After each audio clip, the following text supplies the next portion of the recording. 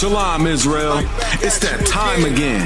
The ISUPK, under Commanding General Yahana, presents the Lord's 57th Annual Passover. That's right, the Lord's 57th Annual Passover, April 4th, 2026, in Houston, Texas. All Black, Hispanics, and Native Americans are commanded to observe the Lord's Passover. This will be the biggest Passover to date. You do not want to miss this. Fresh lamb, fresh wine, and bitter herbs as commanded by the Most High. Only $200 per person, ages 17 and up. The biggest event of the year. There is only one Passover, and it's under Commanding General Yahana. See you there, Israel. Shalom.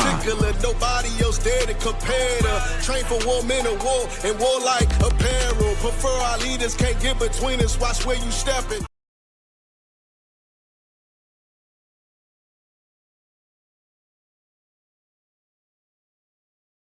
Call my can't bleed and request me. Just call my can't bleed and request me. Just call my can't bleed and request me. Call my can't bleed and request me. Just call my. From a spark to a flame, it burns bright, like the feeling. Shalom, Yehoshua, Oliver, Bashem, Yehoshua. So, news just in, Costly Array will be the official corsage vendor for the Lord's 57th Annual Passover this year and hopefully to continue in the future. So I thought I would show you mine. I've got mine on the gold setting with the red rose. Obviously the red rose is for married sisters, and this is to let everybody in the room know that you are very much off limits. They also come in the white rose like this, and then there's a few other variations of the red rose. And yeah, I also got mine a little bit customized. I added a K for my husband's initial, but I absolutely love this piece. Like, I wear this piece when it's not the Passover, like. So yeah, I love this down.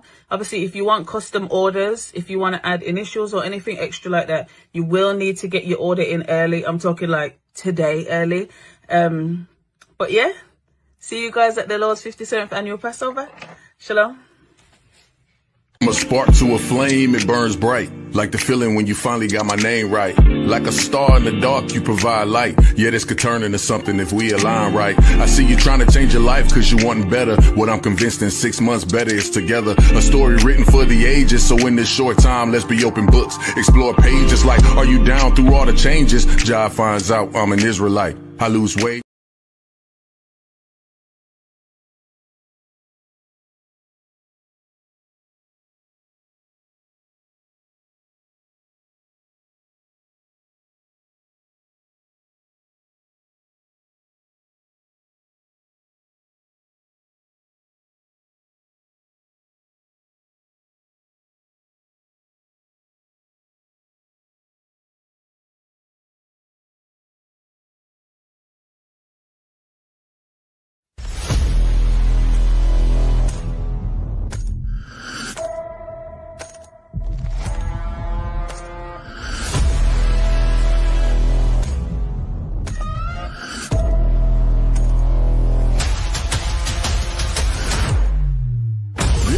ISUPK under Commanding General Yahana presents the official itinerary for the 57th Annual Lord's Passover. Kickoff. Wednesday, April 1st, the lamb slaughter from 11 a.m. Followed by fun and games, basketball, three-point shootout. Can you hit the target in the archery competition? Then let's gather together ourselves and eat some lamb. Later that night, the dopest podcast, the Round Table of Truth, Cross the Line Radio, and Let a Hebrew Speak. All going down from 8 p.m. Thursday, April 2nd, the annual Kiddies Party. It's all going down at Slick City Action Park from 1 p.m. to 4 p.m. Followed by Scripture Breakdown Class from 7 p.m. with 12 Shield General Muhammad. Friday, April 3rd from 8 p.m. The all-black party. You know how we get down. It's all going down at the BH Ranch, Houston, Texas. Saturday from 1 to 4 p.m. we will be hosting a brunch. Then the moment we've been waiting for all year from 5 p.m. sharp, April 4th, the Lord's 57th annual Passover. Followed by the Feast of Unleavened Bread. Sunday, April 5th from 7 p.m. The Passover and Feast of Unleavened Bread goes hand in hand, so don't miss it. Make your reservations, book your flights and hotels now. An entire week of activities for only $200. Go to isupk.com, pay your Passover fee now. Shalom.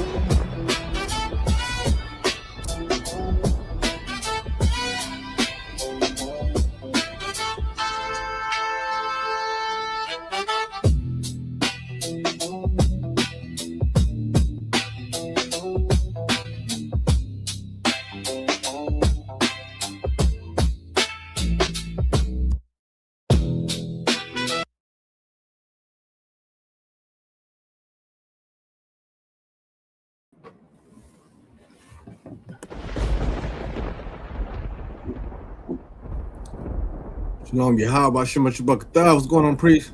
Hey, Sir Shalom Shukatah, can you hear me? Con, I can hear you loud and clear, priest. All right. If everyone can hear us in the chat, just type in a 1 West or a 1 W, please. Tonight this is the another edition of the Courtship. Courtship is in session series. We have one more to go, which would be next Tuesday. We're going to wrap up this series. We're just going over this topic just to equip brothers and sisters who are looking to enter into a courtship or already in a courtship. Okay. Once again, I have priest and officer Dawada here assisting me tonight. I want to say Dawada to you, priest. I want to salute you again. Shalom Yahweh Shema Shabbat. You know what I'm saying? God got us right in here. And for all the brothers and sisters that's online in the chat, or if you're viewing this, wherever you're viewing this from, I want to say to the brothers, Shalom Yahweh Shema Shabbat, and to the sisters, Shalom Yahweh Shema Alata Hashem Yahweh Shah. All right.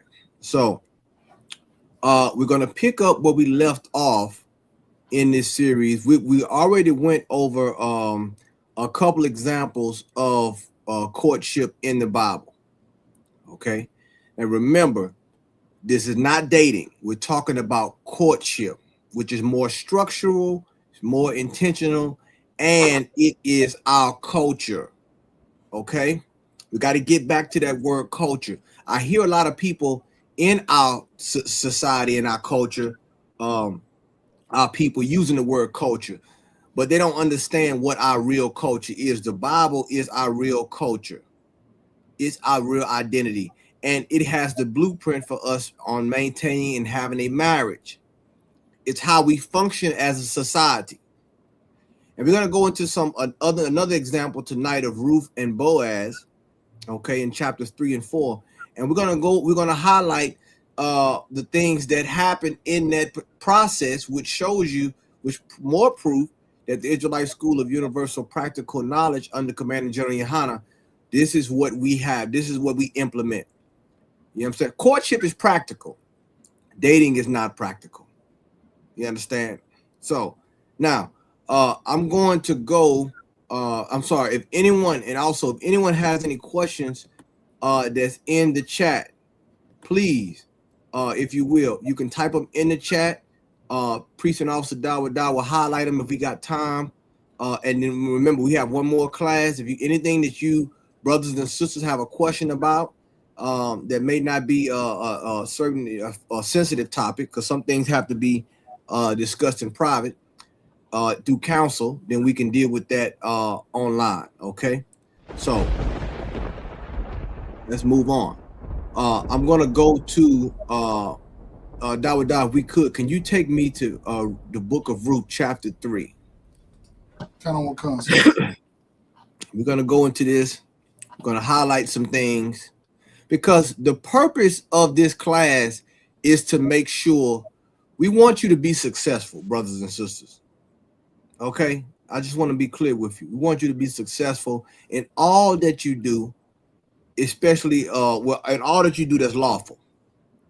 But we want you to be successful in your courtship. Okay, we know a lot of brothers and sisters are excited for the Passover and things like that and so forth. We haven't just, it's a high holy day, and it's something where we all gather and we all congregate and we embrace and have a good time and talk about the plans and things that we have and the things that we accomplish and so forth. So we're gonna go into that tonight. Okay, if you could, my brother, the book of Ruth, chapter 3. We'll start at verse 1. It's the book of Ruth, chapter 3, verse 1.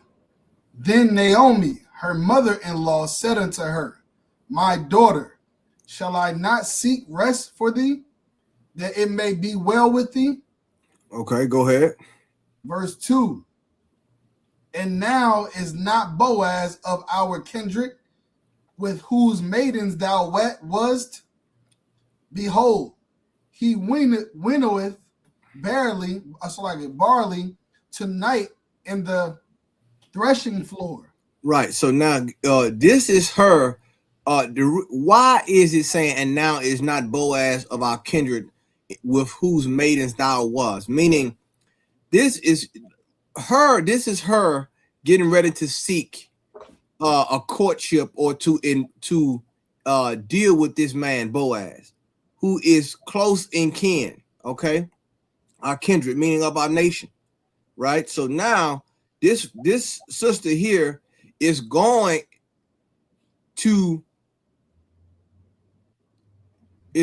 here to meet Boaz. She's telling him where he's at. So he's saying, behold, he winnoweth barley to the night in the threshing floor. Look up the definition of the word winnoweth. Okay, so once again, the location. She's telling him where he can be located. All right.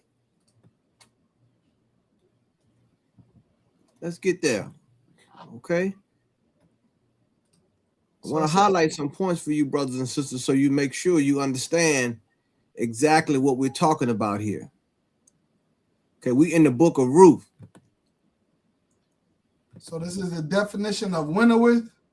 It says, is the archaic third person singular present form of winnow, which means to separate chaff from grain using wind or fanning, or to sift separate good from bad. Right. So this right here is I believe this is husbandry. Tell them what kind, sir. This is part of husbandry. I mean, maybe it's a river that we on the boat in. Kind, sir. Maybe there's if y'all following, maybe we're on a path. We're not getting off the path. We're staying with the same common theme here throughout the Bible. And remember, all these courtships are successful. All these courtships. Now, once again, some of you may know better than the Bible, but I doubt it. I highly doubt it. You understand? I highly doubt that you know better than what God is saying. This man here is working. He's doing something. He's already doing husbandry. He's already active. And this woman, Naomi, which is her mother, was Ruth's mother-in-law, she's saying, look, go seek after Boaz. You know where he's at? He's winnowing barley tonight in the threshing floor, right? So he's out there doing, handling his business, right? Winnowing barley. Let's keep going, my brother. Come on, sir. Verse 3.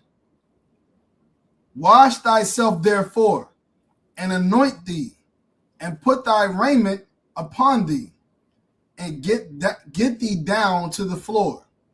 But make not thyself known unto the man, until he shall have done eating and drinking. Now listen, she giving her what? Instructions. All right. First, wash yourself. Anoint yourself. Right?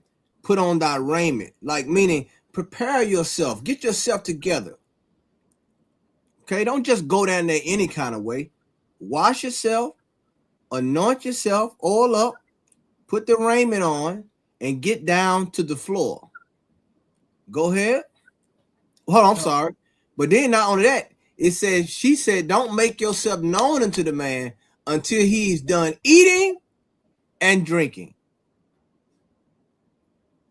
See what I'm saying?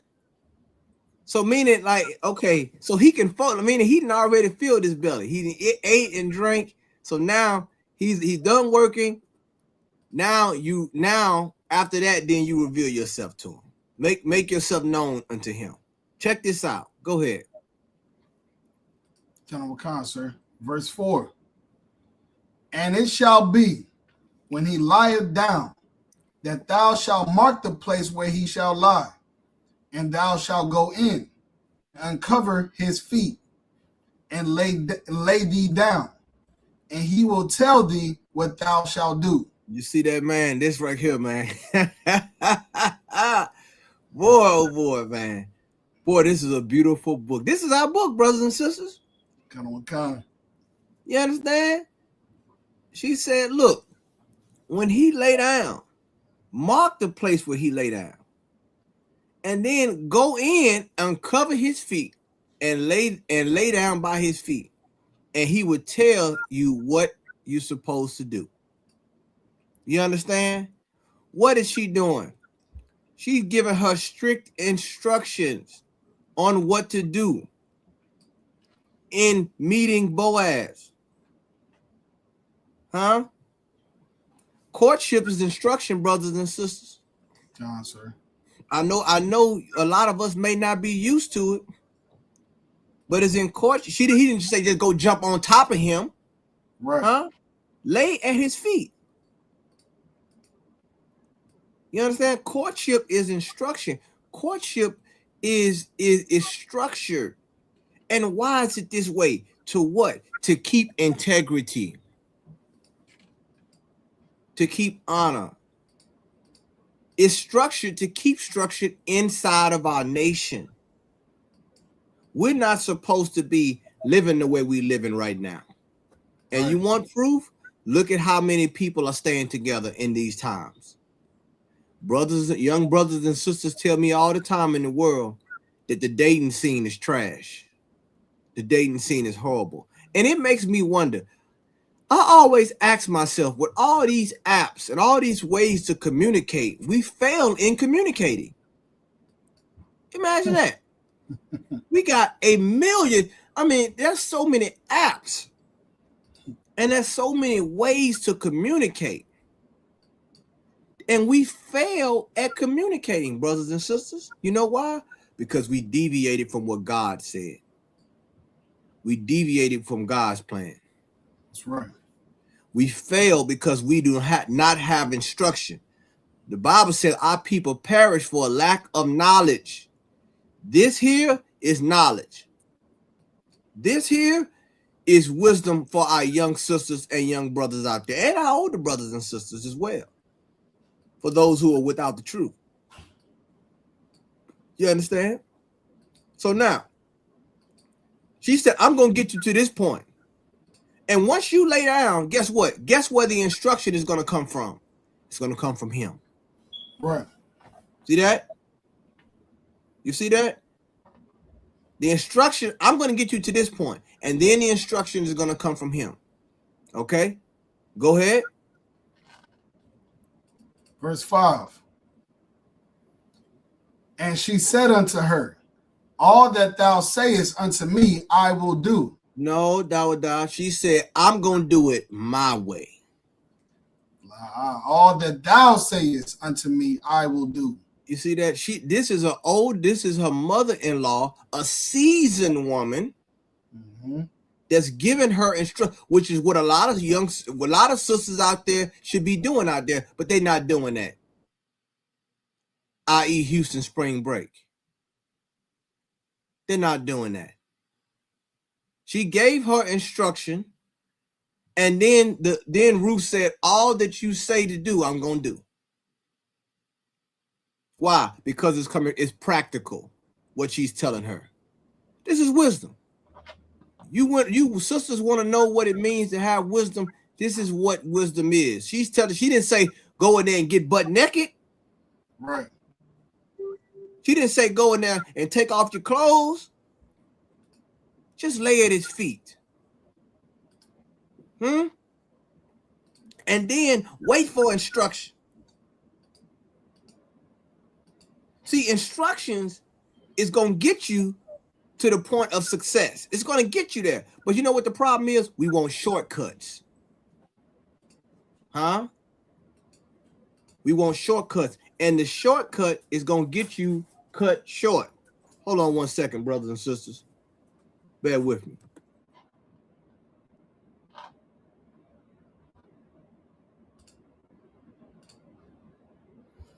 Again, if anybody has any questions, you could type them in the chat.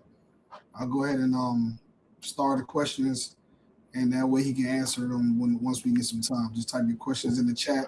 Don't forget to like and share the live, and subscribe to the pages. And Tawada for the support. Hey, the water, the preaching officer that was down.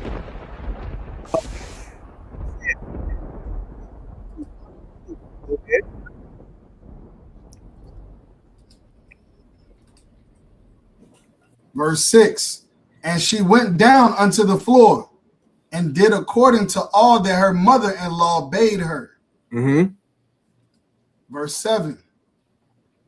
And when Boaz had eaten and drank and drunk, and his heart was merry, he went to lie down at the end of the heap of corn.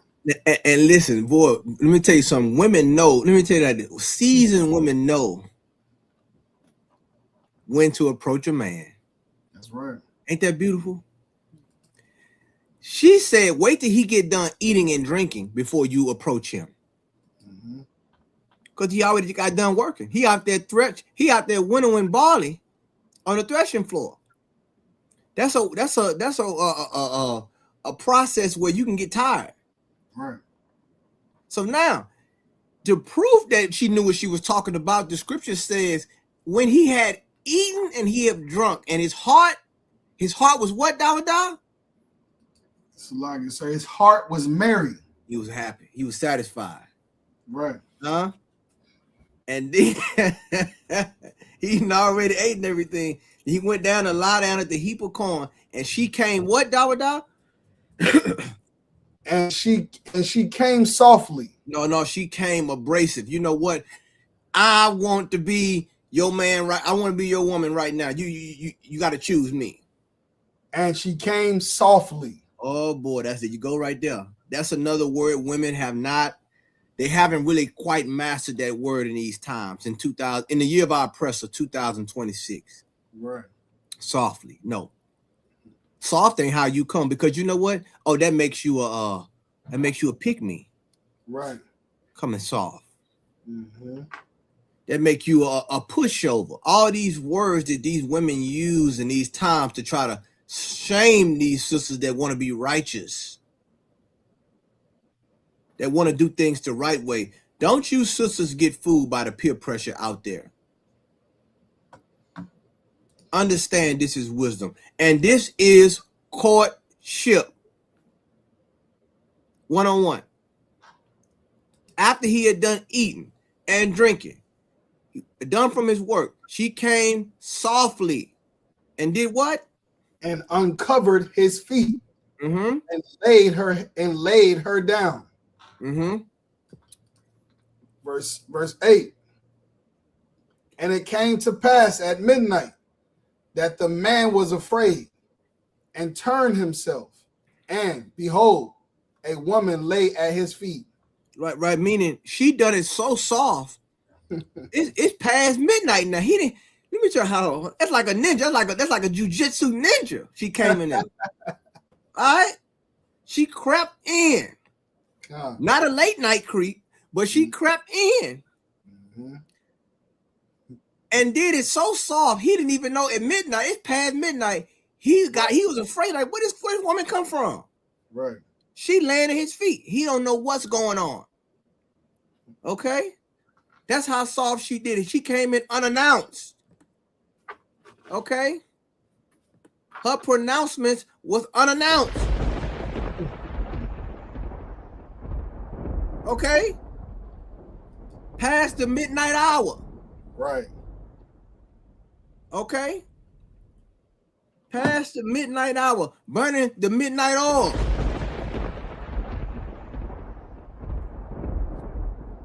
Okay, you sisters out there?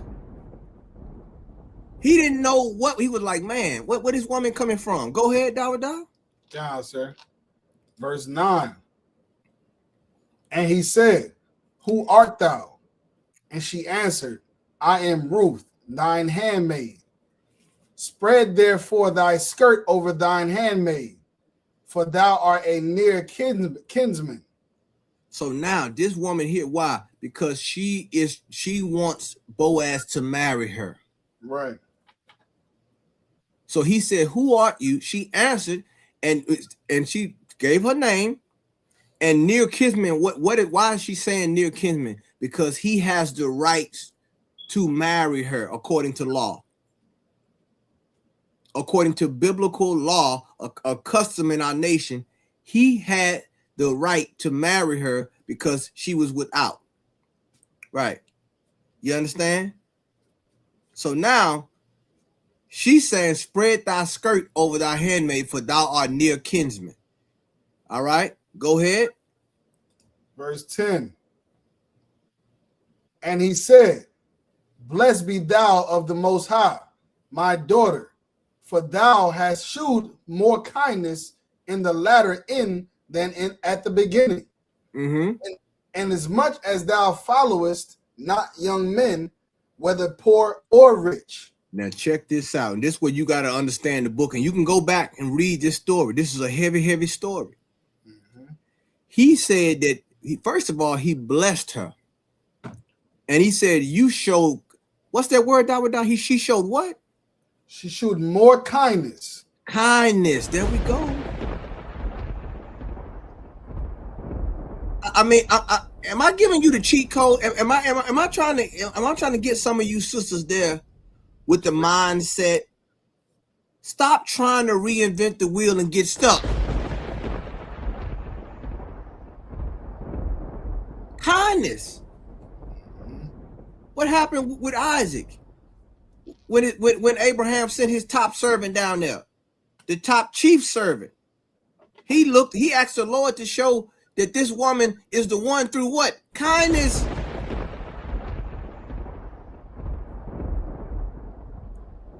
That is a prerequisite in this process, brothers and sisters.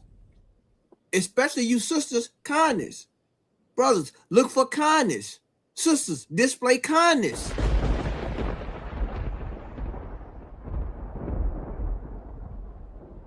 All right?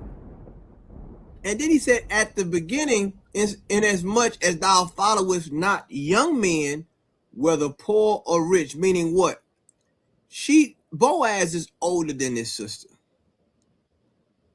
So he's saying you're not going after young men, poor or rich. You understand? You're seeking after me. All right? Now he noticed this about this woman. Check it out. Keep going, my brother. Come, sir. Verse 11. And now, my daughter, fear not. I will do to thee all that thou requirest. For all the city of my people doth know that thou art a virtuous woman. Oh, here we go, Dawood. Here go another prerequisite. Listen, Dawood. See, this is why the Bible is so beautiful, because it cut all the fluff out. Come on, sir. See, these are things virtuous, kind. What is a woman that's virtuous? A woman of ability. This woman here has ability. And guess what? Her reputation is intact. That's right. Everybody in the city know about this woman. This is how you sisters want to be. This is the reputation you want to build in the Israelite school of universal practical knowledge. That's right. Meaning this woman, she's not a woman, not just any kind of woman. Everybody in the city know that Ruth, this woman here, is a kind woman and she's virtuous. And soft too. Come on, Dawood. Soft. Show 'em in soft. So soft that let me stop. Hold up, y'all. Okay, bear with me. See, soft. Just leave it at that. Okay. All right. Now, so she a virtuous woman, a woman of ability. Mm-hmm. It's important that you sisters have ability, and that ability, it doesn't have to be what everybody else, other women do, but you have to have some ability, have some skill. You understand? You have to be able to do things. Okay? Not just have sex, but you got to be able to have some ability. What is it? What skills do you have as a sister? Right. All these things are prerequisites. If I can be frank with you, brothers and sisters, this is her resume. Okay? This is her resume. This is her reputation that he's stating.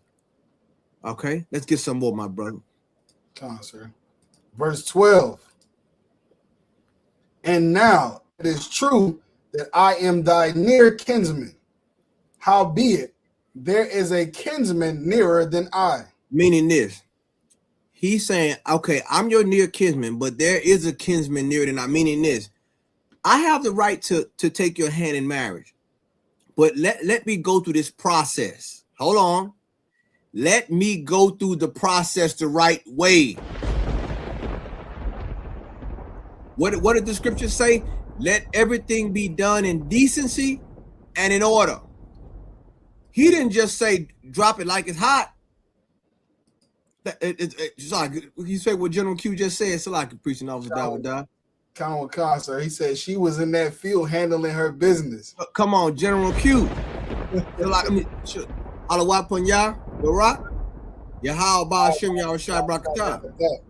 you understand? You heard it from General Q. Right there, handling her business. She was handling her business. She was being virtuous. Okay, so now Boaz here is saying, look, I am a near kinsman, but there is a kinsman nearer than I. So what is he getting ready to do? He's getting ready to go through what? The process.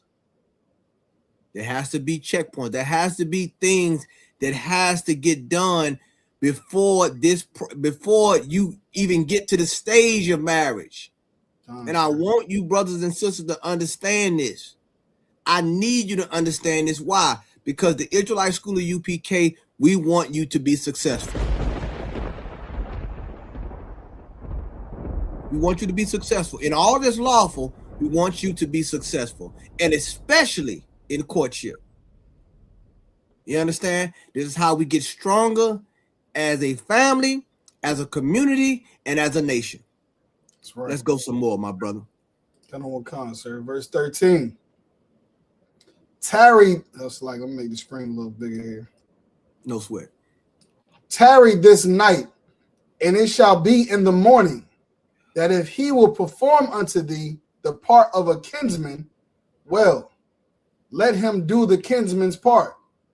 But if he will not do the part of a kinsman to thee, then will I do the part of a kinsman to thee. As the Most High liveth, lie down until the morning. You see that? Check this out. Now, once again, what's happening here? Further instructions. You see? You go from instruction to instruction. And notice something about this sister. She didn't say, I can't wait till the morning. Right. Why we can't do it now? It's just me and you. Ain't nobody gonna know. Hold up. Hold up now. She ain't say, well, hold on, we're just me and you. Ain't nobody. Right. Don't say nothing. Let's just go ahead and do what we need to do. He said, nah, wait here to not tarry, meaning wait. That's another word I want you brothers and sisters to understand in this process. The word wait. And then he said, to show you how much restraint this brother had, he said, look, there's another kinsman more closer to you than I. If he would not perform unto the part of a kinsman, what does that mean? To take you in marriage. Right. To do the duty. What are we under getting from this, brothers and sisters? We're understanding that marriage is a duty. You are performing a duty. It's not just pleasure, but it's something you perform. It's a duty. So he's saying if he won't perform the part of the kinsman, then I'll do it. That's right. But just be patient, calm down, and lie here until the morning. Wait right here. Because there's a process. Saga, sister has something she wanted to say? She just said what you said, sir, being patient. She said being patient is hard, but it's worth it. Come on, man. Patience is a virtue. So all you virtuous sisters out there, patience? Okay, that's right. It's hard because guess what? The fire, you already there. You laying at his feet. He married. He could have took every call. He said, I ain't waiting for no near kinsman. I'm the one. Right. You know what I'm saying? I'm the near kinsman, and you know what? I ain't worried about all that. I'm gonna go ahead and do what I need to do. He ain't say that. So what are we seeing in this process, brothers and sisters? We seeing restraint. We seeing patience. We seeing kindness. We seeing instruction. We seeing a woman being virtuous. We seeing all. Once again, this is a combination of things that happening in this process. I don't want you to miss it. Okay, this is important for you, brothers and sisters. Pay attention. Let's keep going, my brother. Kind of what comes, sir. Verse 14. And she lay at his feet until the morning, and she rose up before one could know another.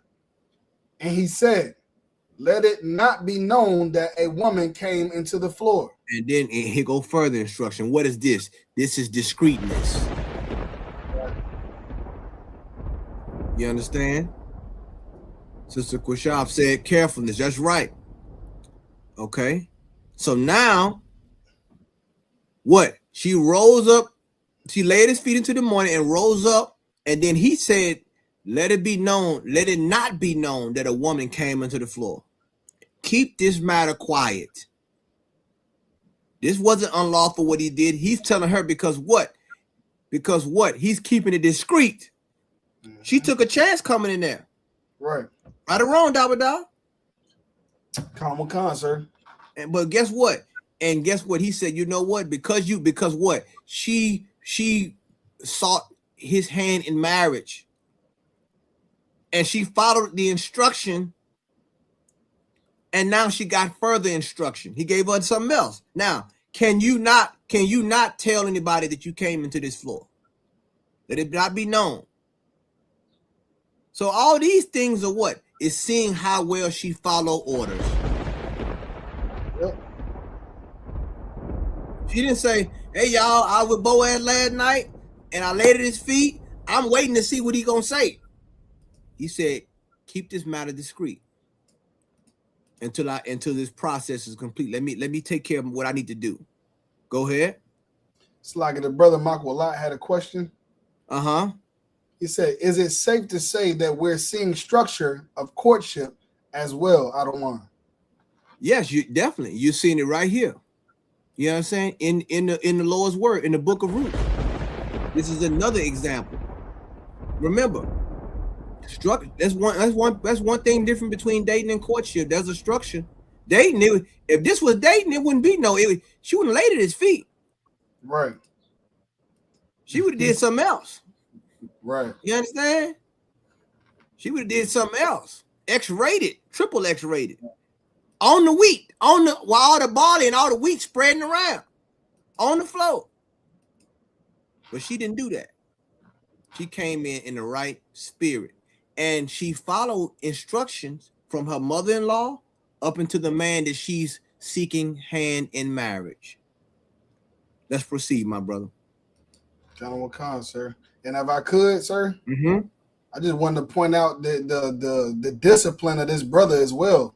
You know what I mean? This brother, like, you know, for any sisters that is courting a brother, like, that's what you got to be looking for. Like, you may get weak, like the Bible says, honor her like the weaker vessel, but you got to be looking for a brother that's gonna withstand, be strong for the both of y'all. You know what I mean? Be disciplined and be able to contain himself to be orderly and be decent. Damn right, priest and officer Dawah. What you said, y'all heard what the brother said. That's self-restraint, and that's strength. Because think about it. You understand? This woman here was ready. She was ready for this man to take her in marriage. He showed restraint, which is strength, which is integrity. General Q wanted to bring something out. Salaki, priest. Sir, he was kind of basically echoing what you said. He said dating is transactional, something strange for some change. Come on, General Q. Come on now. Right. On the threshing floor, you getting threshed on the. Let me stop. I want to keep this. I want to make sure I'm doing this right, Dawah. I want brothers and sisters to get edified. What General Q is saying is so right. Transactional. Transactional. You render something for an exchange, and that's it. And now the transaction is over. No more. No strings attached, as they say. Mm-hmm. This right here, there's going to be a lot of strings attached because there's a process. That's right. Okay, this is a lifetime warranty we talking about here. Let's go, my brother. Gentleman Khan, sir. Verse 15. Also he said, bring the veil that thou hast upon thee, and hold it. And when she held it, he measured 6 measures of barley, and laid it on her, and she went into the city. You see that? And then he gave her some barley. You wait that veil, the spread out and see how much barley I can wrap in this. You see that? He didn't leave her like, man, he made sure this sister here. She didn't leave empty hand. He made sure this sister here because what? He cared for this sister. That's right, sir. Off rip. You understand? Go ahead. Come on, sir. Verse 16. And when she came to her mother-in-law, she said, who art thou, my daughter? And she told her all that the man had done to her. So she gave the report. Go ahead. Verse 17. And she said, these 6 measures of barley gave he me, for he said to me, go not empty unto thy mother-in-law. You see that, man? That's another thing. Showing kindness. Now he's showing kindness. So what do we have here? We have an exchange of kindness, an appreciation of gratitude on both ends, the woman and the man. There's a mutual respect here. You see that? Now this happened before sex, I might add. Am I right, Dog? All of this, they ain't do the bid yet. They didn't do nothing yet. This is all. What are we talking about here? We're talking about building a bond. That's right, sir. That's what we're talking about, a bond. Huh? We're building a bond here. Sex ain't even happened. Mm-hmm. Kind words, instruction. Take this to you and your mother-in-law. Don't tell nobody you've been here though.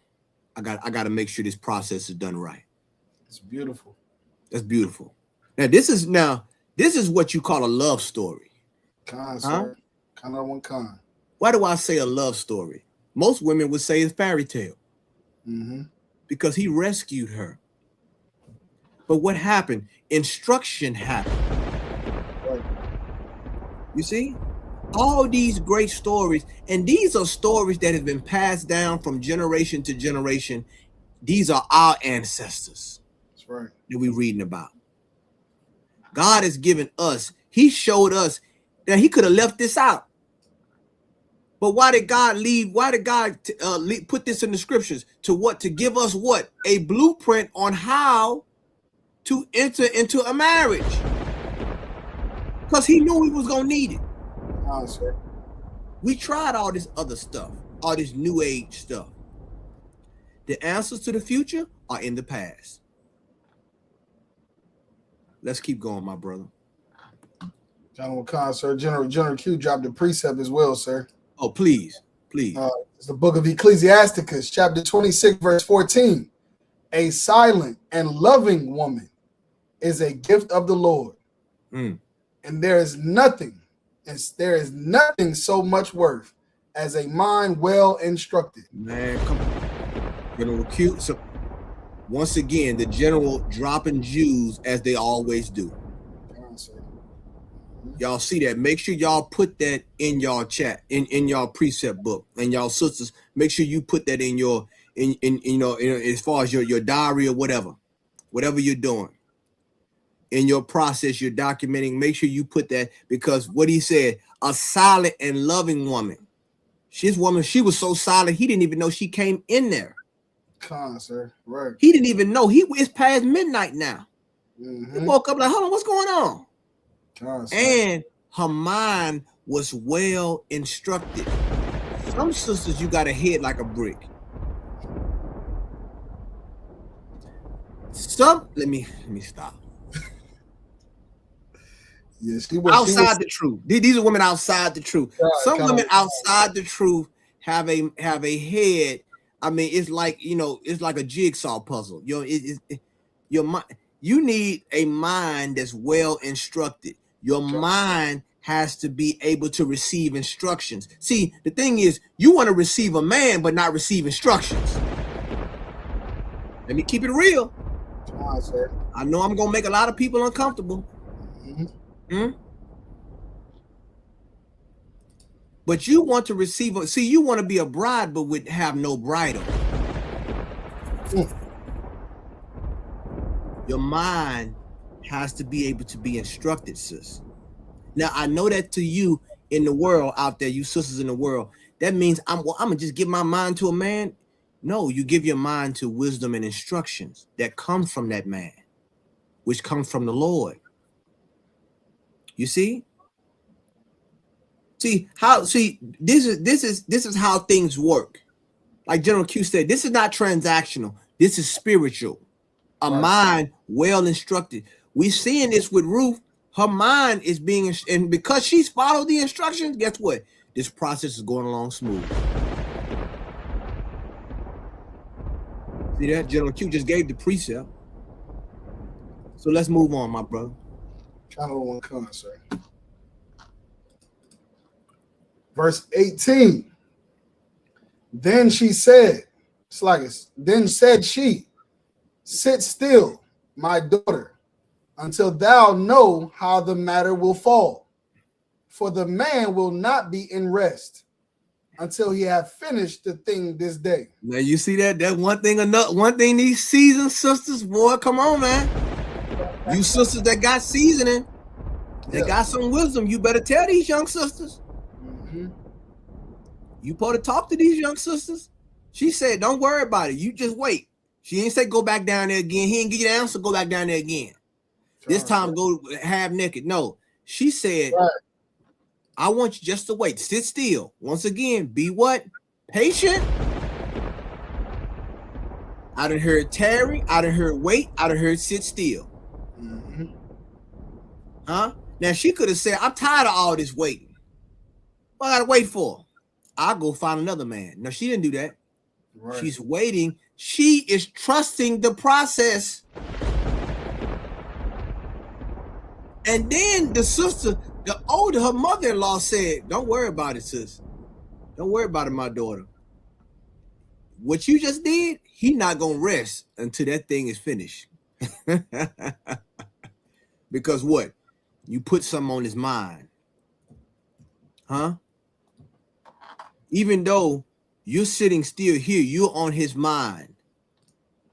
And he's going to make sure that what you just came to him about, he's not going to let the day go until it's complete. That's right. Until he completed that process. Why? Because you done it in the right spirit.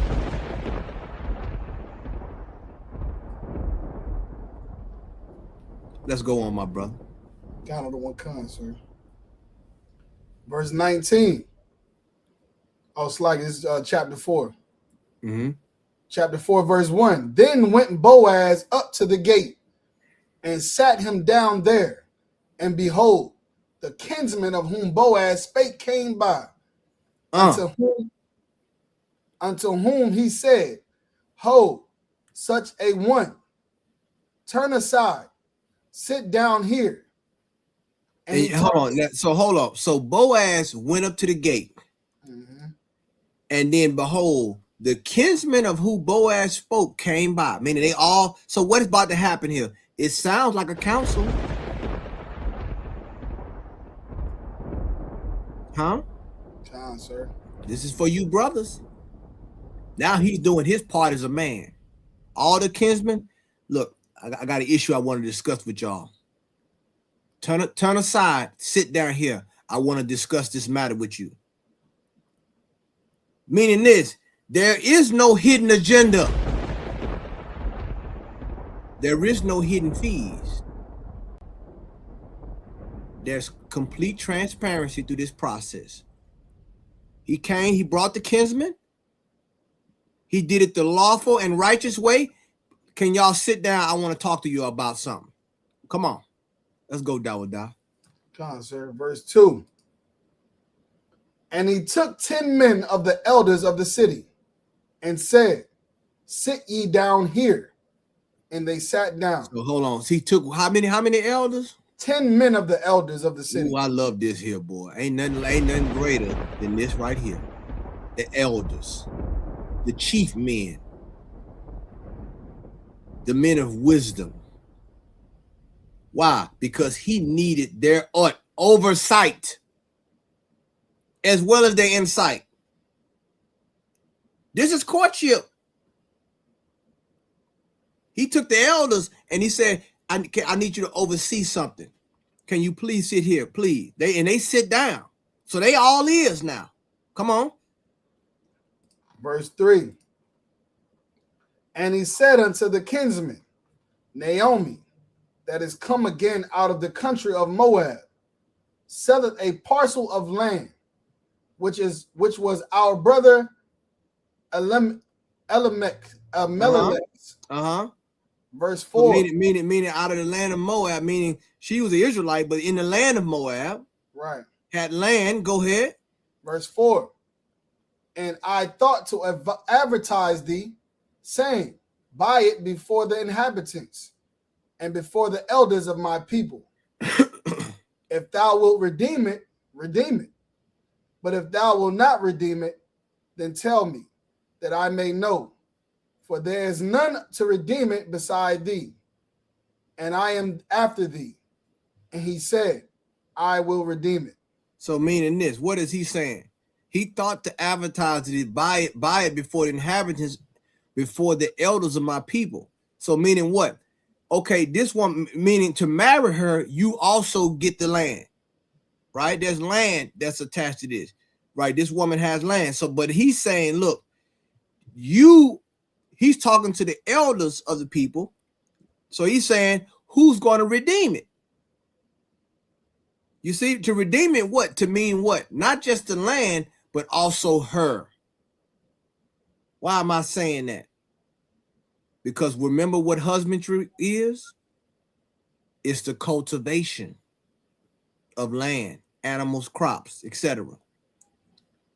This is not just talking about redeeming the land, but this sister here is getting redeemed as well. Look at it two ways. Huh? If thou would not redeem it, then tell me. Meaning he's letting them know this right here needs to be redeemed. Y'all are before me. Is any one of you willing to redeem it? If you will not, I will redeem it. What is he doing? He's going through the proper process in this matter. And he's doing it before the elders. Why? Because he wanted witnesses. You see? Some people don't want witnesses. Come on now. But I'm here to tell you tonight that the Lord has always had witnesses. Heaven and earth is a witness against us. So there's nothing you can do that's not going to have witnesses one way or another. That's right. So what he's doing is what? He's going through the proper process. He said, if there's none to redeem it besides thee, I am after you. Meaning y'all are first in line to do the duty of not just redeeming this land, but redeeming this sister, marrying this sister. Huh? Go ahead, Dawadah. Come on, sir. Verse 5. Then said Boaz, what day thou buyest the field of the hand of Naomi, thou must buy it also of Ruth the Moabitess, the wife of the dead, to raise up the name of the dead upon his inheritance. Meaning, guess what?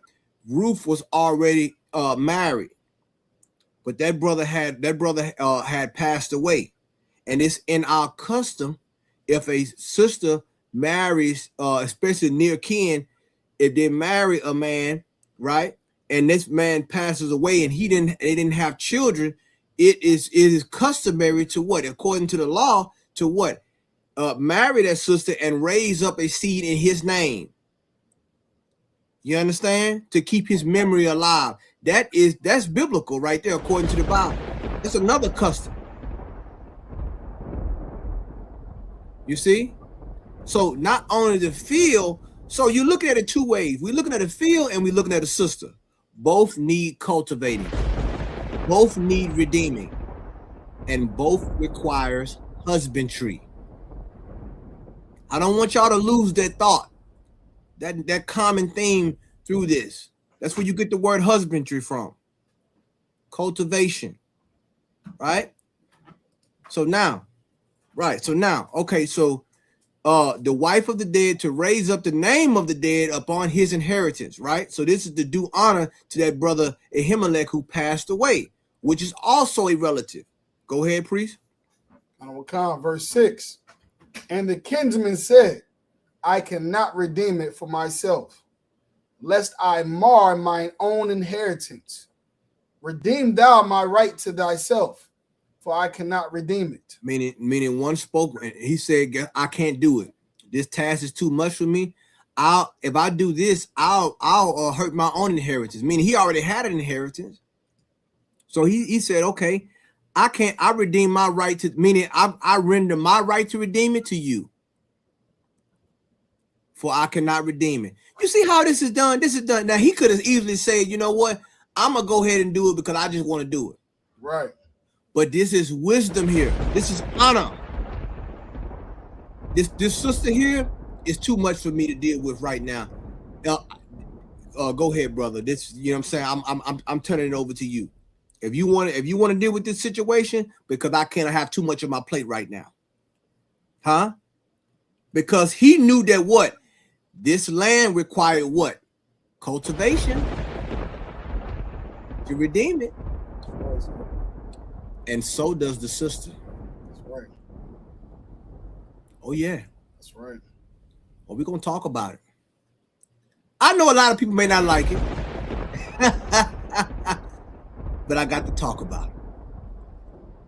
And I'm going to stand on it. Because you know I got the precepts. You know I got the Bible to back up with everything that we saying in the Israelite School of UPK. That's right, Sister Courtship. He was honest. He was honest about it. You understand? He kept it in the right spirit and said, guess what? I can't redeem it. So I turn over my right to redeem it to you. Go ahead, Dawada. One con, sir. Verse 7. Now, this was the manner in former time in Israel concerning redeeming and concerning changing. For to confirm all things, a man plucked off his shoe and gave it to his neighbor. And this was a testimony in Israel. It was a what? A testimony in Israel. Come on, man. This was a testimony. Meaning record. This was the manner in former time in Israel concerning what? Redeeming and concerning changing. You have to have witnesses. You have to have oversight. All this secret stuff, that ain't courtship. Unless you're trying to steal something. It's like, so it's against the law to steal land. Go ahead, brother. We got a question in the chat. I'm not sure. But it says B Lime 1. It said, did the Most High join this marriage together according to Matthew 19 and 9? Let's get that right quick. Matthew 19 and 9. Did the Lord join his marriage? I tell you right now, he did. The Lord joined it together. It's the book of Matthew, chapter 19, verse 9. I say unto you, whosoever shall put away his wife, except it be for fornication, shall marry another, committeth adultery. And whosoever marrieth her, which is put away, doth commit adultery. Right, that's Christ. Christ just said it right there. Like, ain't no going against Christ. This is talking about if you put away a wife, except it be for fornication, and marry another, you committed adultery. Right. And whosoever married her is put away, doth commit adultery. That's cut and dry. Right. I mean, I don't know. I mean, that's Christ speaking. Right. So he's letting you know right there what adultery is. So I mean, if you asking this right here, does this relate to Ruth? Then no, because this is not relating to Ruth because her husband had passed away. So you know what I'm saying? That's not relating to this. Right. But whatever Yahweh Shah said, it definitely stands to this day. That's right. Okay. All right. So I hope that answered that question. Let's go back. Kind Okay. So what? Let's stay right there, David. I said testimony in Israel. Okay. So what? Meaning what? For to confirm all things, that this is what the man would do. He would take off his shoe and give it to his neighbor. What does that mean? That means I'm turning over the rights to you. I'm rendering my rights to you. And this was done before what? Men, elders in the city. Right. Right. So women wouldn't just, hand it off. You had to do it a certain way. This is courtship. This is the right way to do it. Go ahead. Kind, sir. You want me to go to the next scripture? Please. All right, kind, verse 8. Therefore, the kinsman said unto Boaz, buy it for thee. So he drew off his shoe. Meaning what? What does that mean when it said buy it for thee? Meaning my rights are passed over to you in this matter. So what did he do? He took off his shoe and he gave it to Boaz. See what I'm saying? That right there. And guess what? It were witnesses. Everybody saw it. So now what does this mean? That means now is Boaz's right to what? Marry Ruth. Huh? Let's keep going, Dawada. Kind, sir. Verse 9. And Boaz said unto the elders and unto all the people, ye are witnesses this day that I have bought all that was Amalek's and all that was Chilian's and Mahlon's of the land of Naomi. You see that? And of Naomi. Salagi. You see that? So he said, ye are all what? Witnesses. See, when you go through a courtship process, there's witnesses. You have the camp leaders and the generals, they oversee the courtship and they approve the courtship. They approve the courtship, but then they also approve the marriage if the courtship gets to that point. Right. So they're witnesses. No one can never say he defrauded anybody. And that's something I want to touch on tonight too as well. We're not going to defraud each other in here.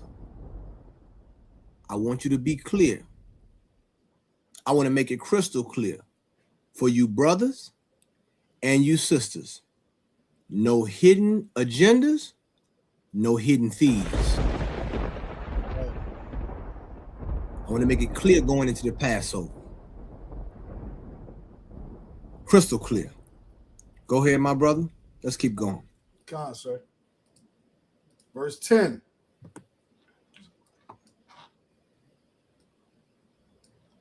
Moreover, Ruth the Moabitess, the wife of Mahlon, have I purchased to be my wife, to raise up the name of the dead upon his inheritance. That's right. That the name of the dead be not cut off from among his brethren, and from the gate of his place. Ye are witnesses this day. Beautiful. Excellent. So he said upon, so now let me tell you something. What he's doing, it's multiple layers to this. Because he's redeeming the land. Right. He's redeeming the sister. Mm-hmm. And he's going to raise up seed in his brother's name. That's right. And he's doing it before all the witnesses of the gate this day. Good night. Now you talk about a man with some integrity and a man with some honor. This is a man right here, Boaz. And this is the line that our King Yahweh Shah come from. You understand? Witnesses. Like once again, they don't have witnesses, Dawada. Right. They don't have, witnesses. They don't like the, they don't like all witnesses. They don't like everybody in their business. Oh, but yeah, courtship. Oh, yeah. But courtship gonna get in your business. It's gonna get real invasive. Courtship Wow. is in session. Huh? I said courtship is in session. Courtship is in session, brother. I wish I could make the screen light up with the lightning flash. You know what I'm saying? With the screen go white, go crystal white. You know what I'm saying? You probably can do that later on. You know, we work on that. I'm gonna look into it. Yeah, you know what I'm saying? Come on, man. Courtship is in session, not adjourned. It's in session. Sir. These things witnesses have to be here. Huh? And what is this for? The witnesses are for what? For your protection and his protection. For the protection of the sisters and the protection of the brother and the protection of the institution that we call marriage. Because children come from that. If you do it the right way, life comes from that. If you do it the wrong way, then you know what comes from that as well. Let's keep going, my brother. Verse 11. And all the people that were in the gate and the elders said, we are witnesses. We are what? We are witnesses. Come on. The Most High make the woman that is come into thine house like Rachel and like Leah. Come on, man. Once again, he good. Remembering the history. Meaning nobody can charge him. Go ahead, David. I was saying we just went over that last week with Rachel and Leah. There you go. There you go. That's the parallel. He said, make the woman that is coming to that house like Rachel and Leah. Huh? Meaning what? Blessed be this matter. We're witnesses. No one could ever charge you. Because why? You did not defraud anybody. Now imagine if he did this without them knowing. Huh? And then word got back to the elders. Word got back to the near kinsmen. They'd be like, man, you cheated me. You didn't do this right. And how would he be looked at? What would his name be looked at as in the gates of Israel? He would be looked at as a person that does defraud. It does fraud. It's not an honorable thing. It's never an honorable thing when you do evil in a process like this. Huh? It stains your reputation. It stains your name. Let's go ahead, my brother. Come on, sir. Which two did build the house of Israel? Uh-huh. And do thou worthily in Ephratah and be famous in Bethlehem. Look at that, man. Those two sisters helped build the house of Israel. They had all them babies. And those babies the 12 tribes came from them sisters. That's right, sir. You understand? Blessed be their name to this day. And they said, bless and be famous in Bethlehem. And that happened because guess what? Christ came through this line. Mm-hmm. Go ahead. Sir. Verse 12. And let thy house be like the house of Pharez, whom Tamar bare unto Judah, of the seed which the Most High shall give thee of this young woman. You see that? A young woman, of marriageable age. You a young sister. Go ahead. Verse 13. So Boaz took Ruth, and she was his wife. And when he went in unto her, the Most High gave her conception, and she bare a son. You see that? Then now the marriage was consummated. But there was a process. There was a procedure that had to happen. There were witnesses. There were prerequisites.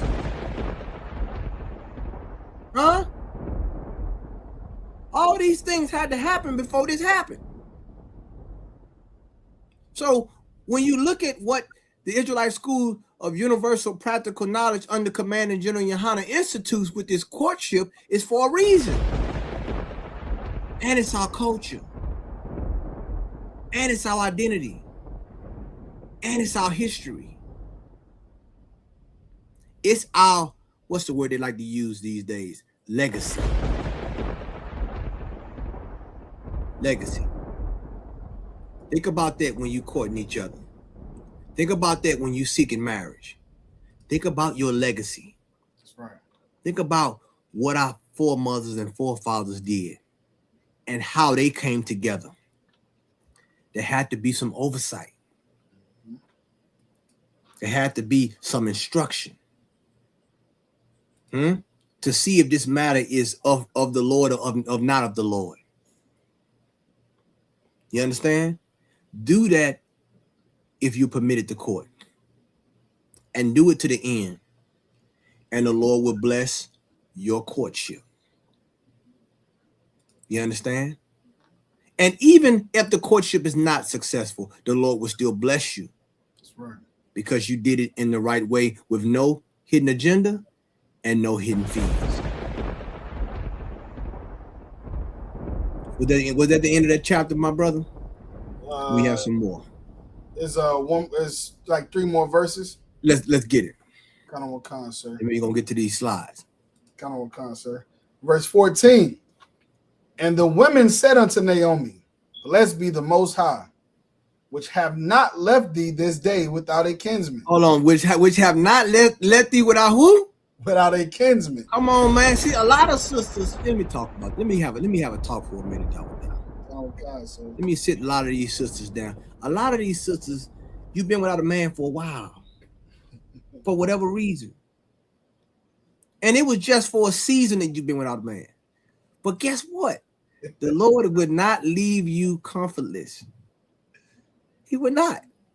He's gonna get you're not gonna be left without a kinsman if you do it the right way. But if you keep trying to rush and do things, I don't want to listen to what ISUPK say. I don't want to listen to what Commander Junior Hunter say. I'm gonna manufacture me a man. And remember what I told you in the beginning of this series.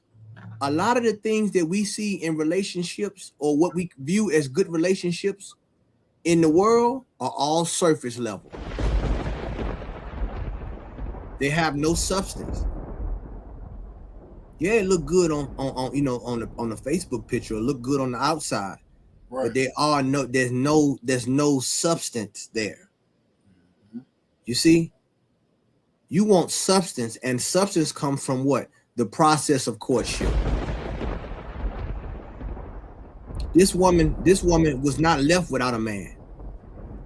The Bible says, give me what the scripture said, wait on the Lord and he gonna renew your strength, Dawada. Kind of what concert. Wait on the Lord, because patience is a part of the process. I need you brothers and sisters to know that you have to be patient. Don't rush into things. You understand? We learn a lot of hard lessons from rushing into the situation. A lot of painful lessons in life from rushing into situations. You understand what the Lord got for you? You don't have to rush into it. It's going to be there for you. But sometimes the Lord want to see if you're going to be willing to wait and can you follow instructions. You understand? It's the book of Isaiah. My brother. It's the book of Isaiah, chapter 40, verse 31.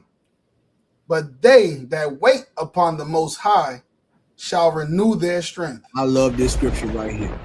Because sometimes you get weak. Sometimes you don't have strength. You're like, man, I feel like giving up. For you brothers and sisters. Because being in a relationship is hard. You understand? Coming from out the world, you don't know. You don't trust nobody. You don't want to, you know what I'm saying, be waiting and think you're like, man, I want to do this. And it feels right. If it feels right, it is right. Right. But you can't go about how you feel, brothers and sisters. You got to wait on the Lord. He's going to renew your strength. You're going to power up in a minute. Just wait. He's going to recharge you. But don't let Satan put a battery in your back. Go ahead. They shall mount up with wings as eagles. They shall run, not be weary. They shall walk and not faint. You see that? That's what the Lord gonna do, and He gonna do that to the nation in general, right? Because we waiting on the Lord. But I'm talking about courtship here. I'm talking about, so there's a process, There's a process that we have to wait, because sometimes we get weary. Because guess what? Your flesh want things. A woman want to be touched. A man want to be touched. Man, we both desire each other. It's natural. It's natural for a man to want to be with a woman and a woman to want to be with a man. But remember, there's a process. You know what your flesh wants. You understand? Both of our flesh want each other. But you have to remember, let's not let our flesh make the decisions. Let's do this to spirit. Let's do what the Lord says to do spiritually. And it will manifest into the flesh. That's right, sir. You understand? They didn't let their flesh get ahead of them, Boaz and Ruth. Okay? Let's go back to that, my brother. Let's keep going. Count on account, sir. Verse 15. And he shall be unto thee a restorer of thy life. Well, I love this scripture right here. A restorer of that. Did we finish the other one up? I'm sorry. Did we finish the last one? We did, sir. Okay, so look, so it said he should be a restorer. And this is what a righteous man does to a woman. He restores that woman. A restorer. Why? Because she was without a man. She lost a man. Mm-hmm. Huh? Go ahead. And he take away the reproach too, sir. Oh, come on, Dawada. Take away the reproach. A lot of sisters got a lot of reproaches out here. God, sir. You know what I'm saying? Once again, you can't rush the reproach. You gotta wait. You want that reproach to be taken away. It has to be some examination. That's right. We're gonna get into that as well. And a nourisher of thine old age. Or to nourish. Once again, all this, just like you nourish crops. Mm-hmm. Just like you nourish, what is that? Nourish what? Meaning what? There's a process. This is part of growth. To nourish is to give somebody what they need to have a good life. That's right. Huh? All the vitamins and supplements that you need for a good life to stay healthy. This is part of the marriage. Hold up, Dawada. Are we talking about marriage right now? That's where we at right now. Did it say to make you have a drought? And nourish of thine old age. Come on, man. Some people gonna rush somebody to an old age. Mm-hmm. No, you gotta nourish. This is part of marriage. What? To restore and nourish each other, to replenish each other. This is part of marriage. But guess what? It happens. It starts where? In the courtship. It don't start. You can't skip the courtship. You can't skip all these things and get to the marriage and say, "Oh, I'm gonna do all that now." No. This is a simulation to what has to happen in a marriage. Right. And they already had those qualities. That's why the Bible say, "He that findeth a wife findeth a good thing." Right. Findeth meaning what? She already has the characteristics of a wife. She findeth the wife. General Q said something? No, I clicked the old one. I kicked it old message, sir. Okay, yeah. And remember what General Q said in that precept, brothers and sisters. You know what I'm saying? Especially you sisters. This is how to pick a man. This is how to pick a woman. Let's go. General Khan, sir. For thy daughter-in-law, which loveth thee, which is better to thee than 7 sons, hath borne him. Boy, man, this is so heavy. Go ahead. John, sir. And if I could, sir, it's crazy how I say this because I don't know if I'm right about this. You can correct me if I'm wrong, but like this is saying that like the marriage and what they have is better than having seven sons. Okay, read it again. Read it again. It say, which loveth thee, for thy daughter-in-law, which loveth thee, which is better to thee than 7 sons, have borne him. Yeah. Like me, this is a comparative statement, right? Because I only said that because I be seeing those memes where they be like, if your husband or your kids is drowning, who you gonna save? Yeah. And a lot of women say they're gonna save their kids. They say I'm gonna save my kids. Let me tell you something, man. And this is why I say the process. The process prevents problems. A lot of times in the scripture, there's comparative things because it lets you know how great something is. 7 sons, that's a blessing. Right. But because of the love and all, it's comparing this, or say it's greater than, because what is letting you know, it's trying to give you a gauge on the love in this process. And that's why the Bible is so beautiful. And guess what? This is how we talk to this day. You just said it, Dawada, about the memes and things like that. We still talk like this. We say, man, and even it's poetic, because sometimes we say, well, my love is like this, or your love is greater than this. You hear it in our songs, in our melodies. You understand? In all the things, in our ballads and things like that we do. Some of the great ballads of our culture. We this is how we express our love. Sometimes we can only express love based on things that we know and where we can compare to. Right. So we say the love is greater than this, or your love is like this. You understand? So that's a heavy point, preaching officer Dawada. Kind of on concert. All right. Verse 16. And Naomi took the child and laid it in her bosom and became nurse unto it. Beautiful thing. Go ahead. Verse 17. And the women, her neighbors, gave it a name, saying, there is a son born to Naomi. And they called his name Obed. He is the father of Jesse, the father of David. You go. Y'all see that? See what I'm saying? So this is right here is Obed, who's the father of Jesse, which is the father of David. This is David's grandfather. Obed, born of Boaz and Ruth. Okay. Well, there you done that, my brother? That was it, sir. All right. So now let's go back to, I want to get to the let's go to the slides right quick if I can. I want to highlight a few things. All right. Kind of on concert. All right. So now this is just a recap. Okay. So when we looked in the book of Ruth, chapters 3 and 4, what did we notice? All right. Instructions were provided to Ruth based on what? Preference. What is the preference? Your kinsman. In other words, your race. We have 12 tribes to choose from. Okay, that is who you choose to date to court a woman or a man in. Those are that was the instruction provided to her. Said near kinsman. Okay, so what we have, what preference? We already handled that in the UPK, because what we did with that tier 1. Right. Okay, your camp leaders and the generals in the school, we do that for you. We make sure that these things are intact as far as this right here. Okay, so now once you get past that, of course, the second tier is what? Personal preference. That's what you decide after the preference is already established, which is the 12 tribes of Israel. Okay, now the second point. I'm sorry, Dawada, you want to read, or you want? I can go ahead. Go ahead, please.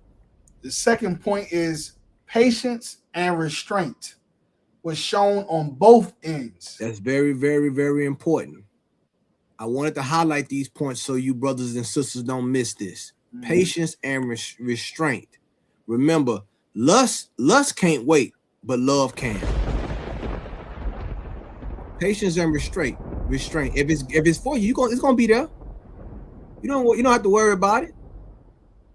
You have to have patience. Same thing with just like since we talking the lamb, since we talking the Passover, the lamb has to get cooked. It has to get a tenderized process. The meat has to go through a certain process to be prepared. No different than a courtship.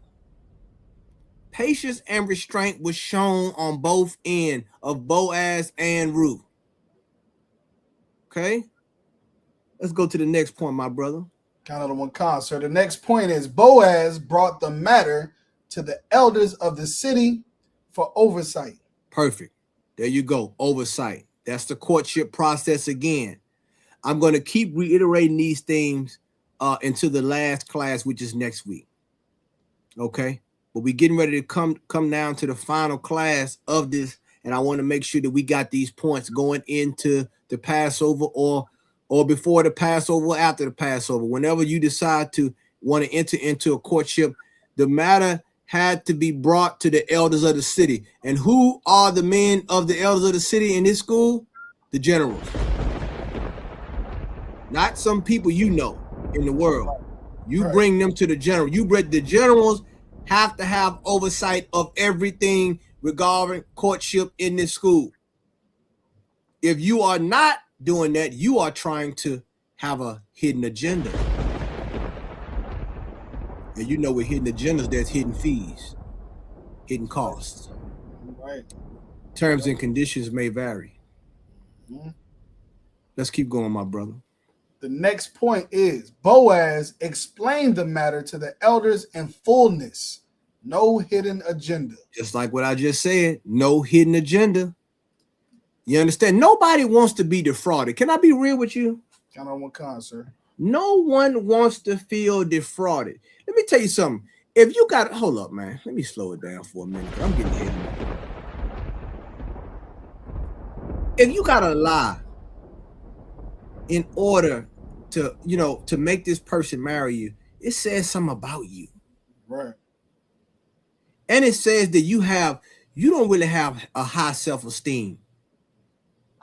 You understand? You're going to withhold a critical information in this process. You're going to lie. It says something about, and it says that you're afraid. You're afraid of rejection. Right. You understand?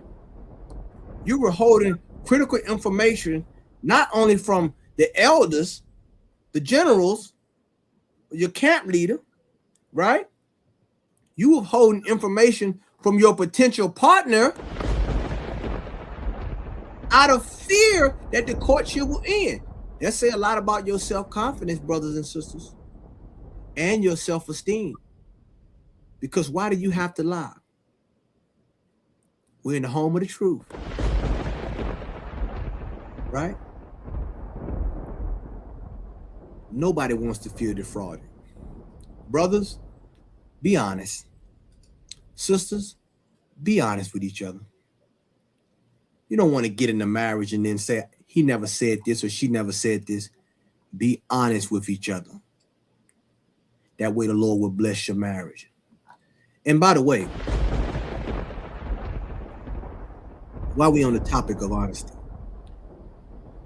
for you sisters out there, please do not wear a white corsage if you are laying or have lain with a man before you come to the Passover. Please do not do that. Because it will shame yourself. You will shame yourself. And don't think the Lord doesn't know. Okay? Don't try to come in here and defraud a brother if you already have a brother that you're dealing with and you want to keep this one on layaway. We're not playing those games. This is the Lord's Passover. I want to make myself clear. And then you know why? No, let me stop. I I thank the Lord for the generals. I thank the Lord for General Q, all the generals, General Commander Junior Hanna, all the generals, General Katham, General Ha. I thank the Lord for them guiding me in through this process to make sure I stay on track. Because there's so much I want to say. It's so much that I want to say, but time will reveal. I just want to make sure that our brothers and sisters understand this process of not defrauding each other, being right in the spirit. You know what I'm saying? Praying that the Lord bless this situation. Let's go back to the slide, Priest and Officer Dawada. Another one, sir. So the next point is going to be Boaz received the elders' approval or blessing and witness simultaneously. And let me tell you something about that. That's so beautiful. Because when you bring it before the elders, or in this case, the generals, it says something about your character. And not only do you receive a witness, you also receive a blessing. That's right. And it's nothing better than getting the general's blessing when it comes to a courtship and a marriage. It's nothing A lot of brothers and sisters gonna get their marriage blessed at the Passover. You're gonna see Commanding General Yohana himself bless the marriages at the Passover. And it's nothing better than getting your marriage blessed by the head of the Israelite School of Universal Practical Knowledge, a prophet indeed. Because that's what we need in our marriages. We need our marriages blessed. So when you do it the right way, you not only get a witness, no one can ever charge you. No one ever could say you did something that's unlawful, because they examine the whole matter from beginning to end, and they are witnesses. And because they are witnesses, the marriage is blessed. And if the general bless your marriage, the Lord ordained it. And the Lord will give you strength through your marriage. You understand? All right, let's go to the next thing. Okay, let's go to the next slide. Preaching officer Davida. Kind of the one concert.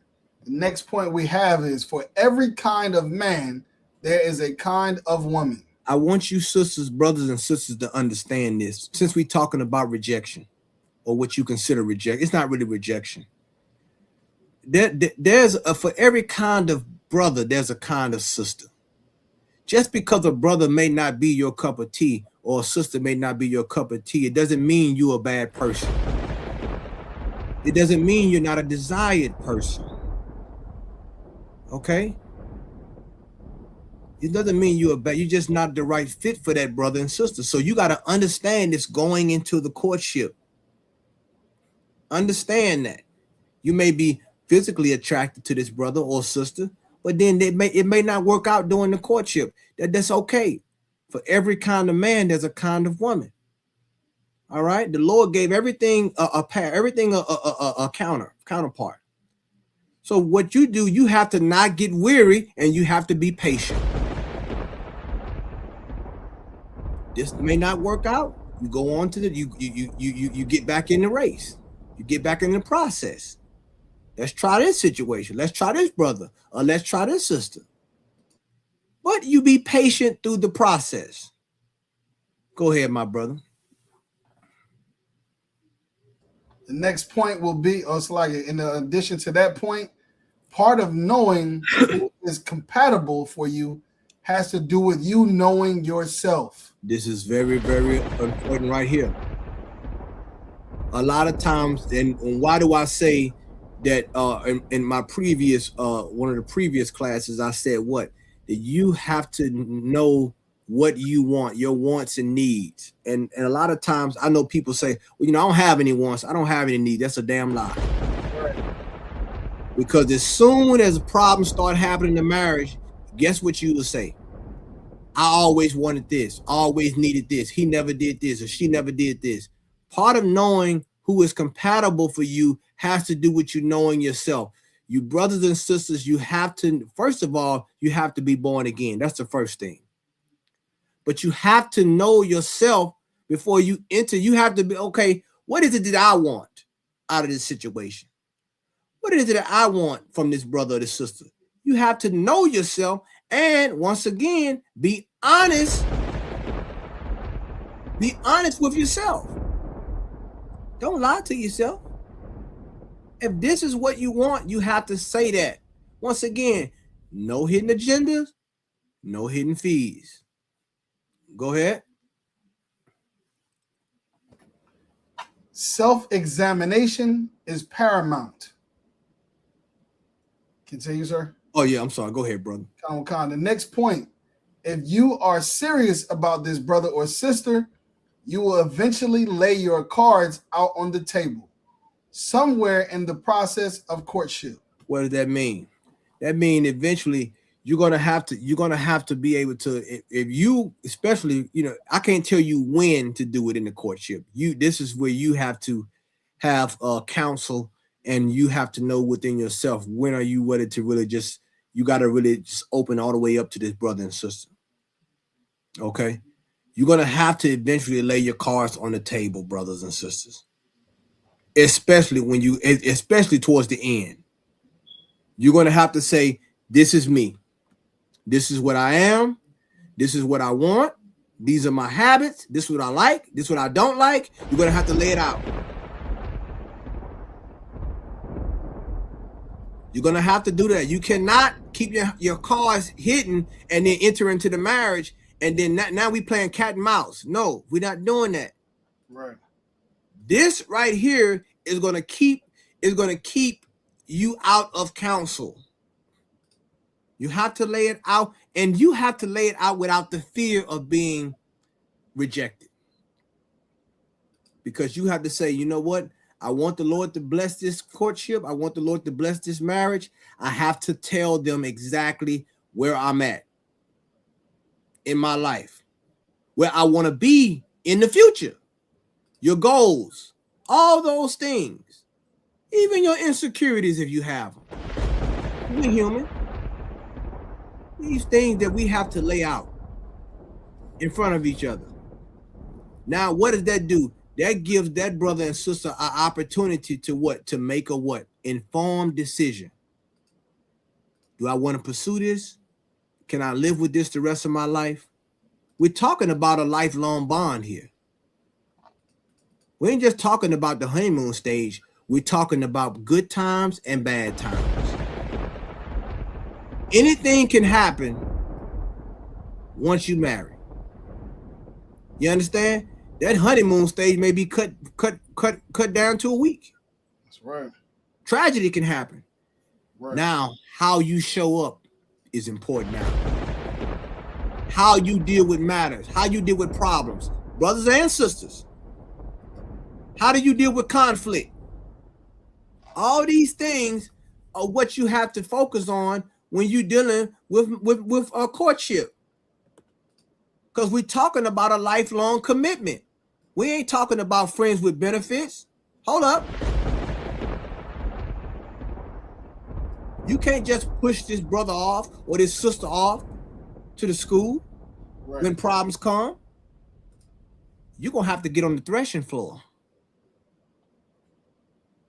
You're going to have to willow some of that barley. Oh, yeah. You married this sister. That's right. Why the general got to deal with the problems? Oh, yeah, we having that talk tonight. We having that talk tonight. You married the brother. Why you got to bring all the problems to the general? Is he not equipped to deal with the problems, sister? Oh, yeah, we're going to have that talk tonight. Right. I want to make it crystal clear before we go any further. So nobody can say, I did not know. Oh, you going to know tonight. That's right. Let's go, my brother. Let's go to the next point. Count it on, sir. The next point is, people are not mind readers. Stop assuming he or she understands your needs. There you go. Another thing. Don't assume. That's why I said you got to lay the card. You don't want to say, well, I thought he felt like this. I thought she knew this. Or I thought he knew this. No, forget all that. The hell with all that. Tell them what you want, sister. Tell them what you want, brother. Tell her. You want this? You want your eggs over easy or scrambled? Tell them. Right. Since you want your toast, you want a French toast and a French kiss in the morning, tell them. I'm trying. I'm trying, French toast and the French kiss. Come on, man. We got to deal. We got to deal with this. Count on one kind, sir. You got to know what you're getting into. Mm-hmm. We all human. And we have needs. We have wants. Let's keep it real. We're not robots. That sister's not a robot. Right. That brother's not a robot. So we got to be honest with each other. And if you can't be honest with each other, you shouldn't court. You shouldn't marry. I'm just keeping it real. I know a lot of people may not want to hear that, but I can care less. Because I serve the Most High. And I deal with truth. Not about people agreeing with me. I can care less. I can care less about public opinion. I I care less about how you feel. I'm going to tell you what thus saith the Lord. And everything that we saying in here, I can give a scripture to back it up. Or I can show your dysfunction to back it up as well. Either or. However you want to do it. But courtship is in session. And it's taught by yours truly, the ISUPK. All these relationship experts out here, all these people who they want to give you some fluff story about what it means to make a marriage work. God knows what makes a marriage work.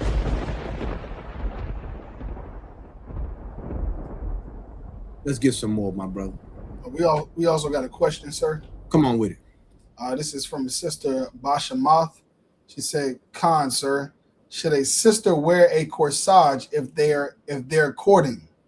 What color corsage, sis? If a sister is courting, you only wear a red corsage if you're married. Okay? You only wear a red corsage if you're married. A sister that's not married, you wear a white one. All right. Now, if you wear a white one, if you're not married and is she saying if you're courting, right? Okay, I see what she's saying. I get it. Meaning you coming to the Passover, you're not married, but you're in a courtship, you're wearing a white one. Am I correct, sis? I think that's what she probably asked me. Okay, yes. You confirm for us if that's what you're saying. If you're already in a courtship, what color corsage should you wear if that's what you're asking? That's correct. You would wear a white one. That's what you would wear. You would wear a white one. Now, if let's just say a brother says, okay, sis, you available? I see you got a white corsage on. Who is your camp leader? The sister, you can just politely say, concert, I'm not married, but I am in a courtship. That's how you would deal with that. Because you don't want to wear a red corsage because this man has not taken you in marriage. You get what I'm saying? So that's going to eliminate the confusion. All you would have to do is if a brother approaches you and or a brother approaches your camp leader, he would then say, oh yeah, that sister, she's not married, but she's wearing a white corsage, but she is actively in a courtship. She's not available to court. Did that make sense, sis? Let's see if the sister replies. 10 out of 1 concert. You know what I'm saying? So that's what, and this is for everybody, for all the sisters that are actively in a courtship, you still wear a white corsage, but if a brother approaches you, you would say, I'm already Salakia, sir. I'm already in a court. I'm currently in a courtship. I'm unavailable. Or the camp leader would let them know that sister, she's not married, but she's actively in a courtship. And then that way is no confusion because you don't want to wear a red one this year and then wear a white one next year. People say, what the hell happened? What's going on? All right. So you want to be clear with that, okay? So just for everyone to know, white corsages meaning you have not married, you have not dealt with a man in this school. All right, you're open, you're not married, you're available to court, or you're not married and you're already courting. Okay, red one means you're married. You already spoken for, you're already married. That's that. Okay, that makes sense. Let me know if the sister got it down. We can continue on. Count on what kind, sir.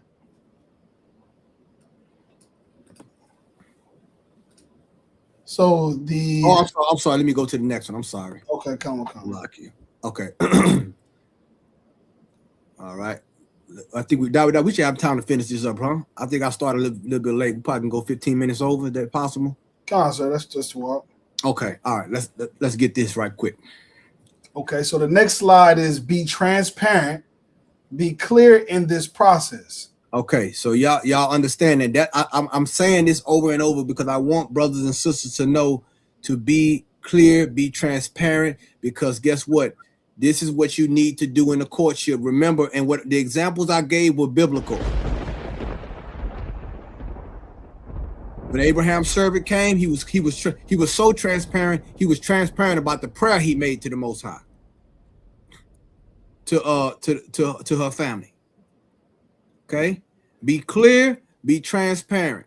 Do not stain your reputation as a brother or sister in this school. If you know you're courting somebody, you got to be clear and transparent through this process.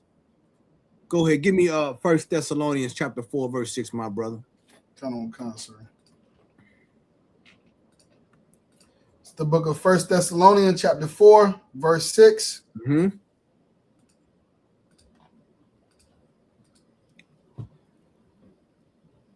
That no man go beyond and defraud his brother in any matter. I'll stop right there. This is very, very important. I want to talk about defrauding each other. Don't no brother, or I'm going to repeat this again. Don't no brother or no sister want to feel like they've been defrauded. Don't no brother or no sister want to feel like they've been cheated or defrauded in a marriage, in a courtship. Be clear. Do not defraud any brother in any matter. And this goes for you sisters as well and you brothers. Don't advance to go defraud each other because of something you want. Because all you thinking about is what you want. So I'm going to tell them what they want to hear instead of telling them what they need to hear. Instead of telling them the truth. Don't you do that. And this is why you don't do that. Go ahead. Because the Most High is the avenger of all such. As we also have forewarned you and testified. Once again, this is a test. I'm warning you now. Right. Me and Precinct Officer Dawah warning you right now. That's right.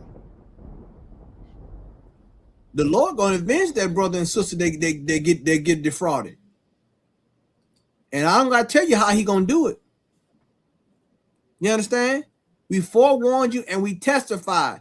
Don't do defrauding. We're not doing fraud here. You want to do fraud, go date. Courtship is going to be clear and transparent. We can go back to the slide, my brother. Sir, and the sister just confirmed that was the case. So you cleared it up for her. Okay, Most High in Christ. No sweat.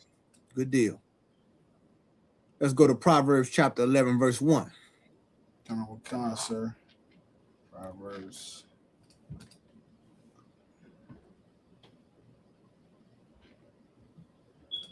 It's the book of Proverbs, chapter 11, verse 1.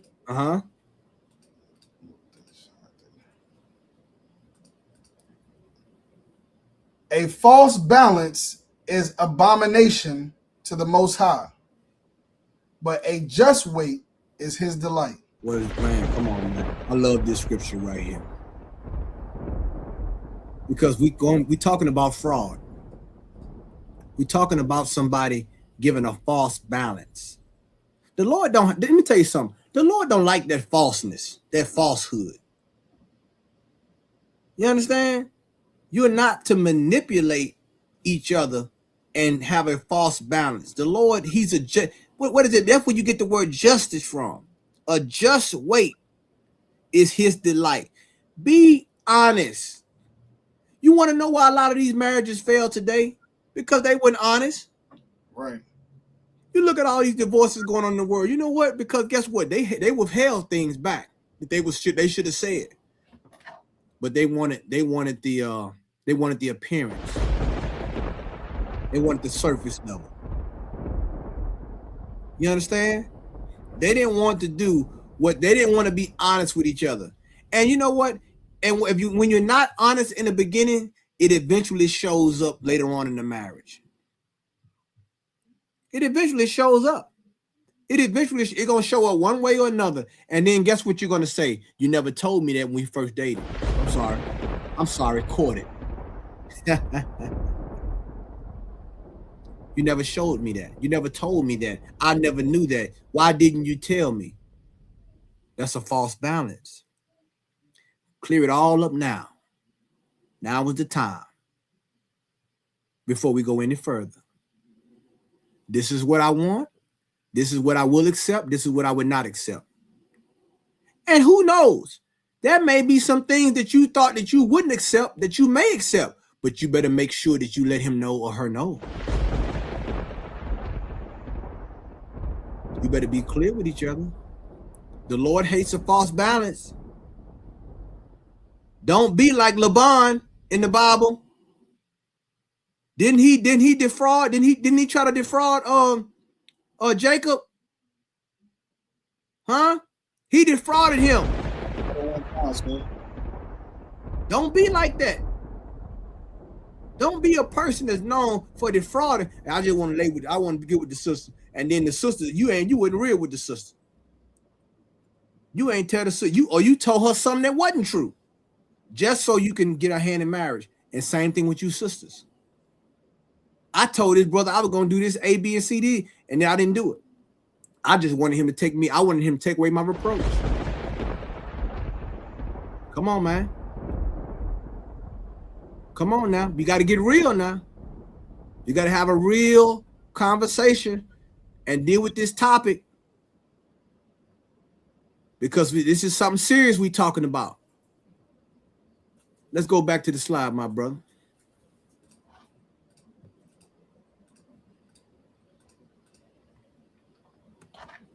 Let's go to Psalms chapter 32, verse 2. Sir. The book of Psalms, chapter 32, verse 2.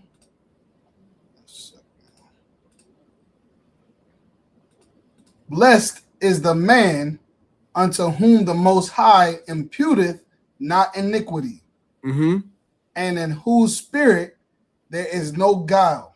I want you to look up the definition of the word guile. Sir. Blessed is the man unto whom the Lord imputeth not iniquity, meaning this man is not, he don't have iniquity. You understand? There's a lot of people out here in these relationships, they have guile. A lot of people in the world, they have guile. Let's see what guile is, priest. The definition of guile, it says, is a noun referring to sly, cunning intelligence, or crafty deception used to achieve a goal. Boy, oh boy. Now you hear that? I want y'all to understand what's out here, brothers and sisters. Got a lot of guile out here. Right. And guess what? The guile is to what? To achieve the goal. What is the goal? Marriage, in most cases. You think people out here that ain't committing guile to getting a marriage? You better understand they are. Right. People marry for different reasons. And a lot of times it's not for the right reason. This is what you got to be aware of when you're courting. Why did this person want to be with me? Why did this brother or this sister want to be with me? Right. In whose spirit there is no guile.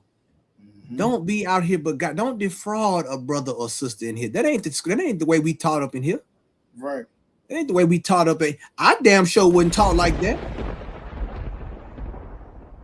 And I'm not gonna let it be taught like that. I'm not gonna beguile nobody in here. I'm gonna be honest. Just like you would want somebody to be honest with your daughter, brother, or your son, sister. You're going to be honest, regardless of the consequence. Let's go back to the slide, my brother. Sir. Let's go to Genesis chapter 29, verse 25.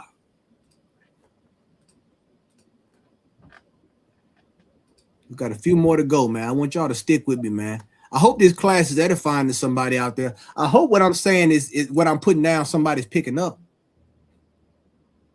I hope what I'm saying out here is some brothers and sisters are taking heed. You understand? And taking this in and becoming practical with this. Go ahead. It's the book of Genesis, chapter 29, verse 25. And it came to pass that in the morning, behold, it was Leah. And he said to Laban, what is this thou hast done unto me?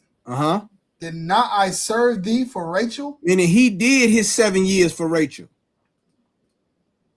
He did his 7 years. He was promised Rachel. But Laban tricked him. Right. The Lord did not. What Laban did was evil, because he tricked him to get another 7 years out of him. Go ahead. Wherefore then hast thou beguiled me? You see that? Don't you be like that, brothers and sisters. Don't be like Laban. Right. Don't beguile each other for just to say you married, and then you not really love that brother and sister or sister. You're not really committed to that brother or sister. You just did it just because you wanted to be married. It's a lot of people in marriages that's not married. Right. Let's keep it real. This is what goes on in the world. We would not let it creep up in here at all. Let's go back to the slide, my brother. You understand? Read that them 2 points right there, my brother. Kind of on concert. The first point says, being honest helps build trust, which forges connection. Let me tell you something. If a person can't be honest with you, they're not the right fit. Right. Can I be honest with you? Kind of on concert. If a brother or sister cannot be honest with you, then I'm going down. Unless you want dishonesty, now all I can do is just tell you what's right. Now it's your choice. Once again, once you get past that first tier, then it's personal preference. Some people okay with some people being dishonest. That's up to you. But guess what? If you're gonna accept it now. Don't bring it up later on and say, well, I thought this. Nuh-uh. We dealing with this now. Being honest helps build what, Dawada? Concert, which forges connection. Oh, it's like it builds trust, which forges connection. You understand? You want to build trust? Be honest. People ask all the time, how do you build trust? Be honest. Right. How do you build connection? Be honest. Now you can trust each other. You ever wonder why people be like, man, why we 10 years in marriage and I don't trust him? Well, and trust was never there, evidently. Right. That's right, sir. You don't got no connection because there was not honesty. There was not being transparent with each other. Go ahead, Dawada. On concert. The next point is building trust starts now. It starts later in the marriage. Starts now. Building trust starts now, man. Right. You gotta wait till you get married to build trust. Remember, we talking about a simulation. This is simulating marriage right here. You understand? This is a test of the marriage right now. This is like the beginning stages. Why do you gotta wait to build trust? Nah, build it now. Build it during the courtship. If I could, sir. It's gonna be hard to build marriage if you ain't trusting each other in the courtship. What do you think the marriage gonna be? Go ahead, Dawada. Nah, it brings me to mind how we talk about brothers and that come into the truth, and how we say like the best troopers make the best generals. You know what I mean? So like it kind of sounds the same to me. Like if whatever your courtship is gonna be, that's what your marriage is gonna be. There you go, brother. That's a heavy point, Dawada. Once again, he that's faithful in little is faithful in much. That's right. Boy, I just love how those precepts come out. I just love how the Lord put those precepts in the Bible just to compound the point about what is right and what is wrong. Because a lot of people think they know what's right. And you know the sad part about it, Dawada? What's that, sir? People in the world try to use the Bible to make their point, and they're wrong. That's the sad part about it. People would try to use the Bible to further their agenda and not what God says. And then wonder why the marriage don't work. Right. Don't let your advice become a vice.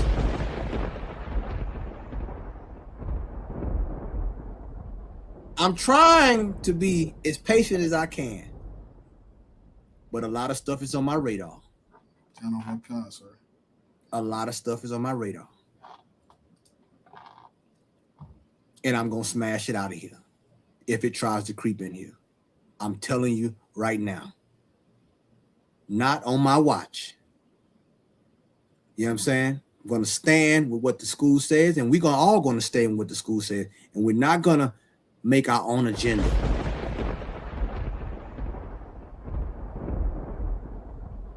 We're going to keep everything the way Commanding General Yohana says to have it, and we're going to do what the Bible says to do.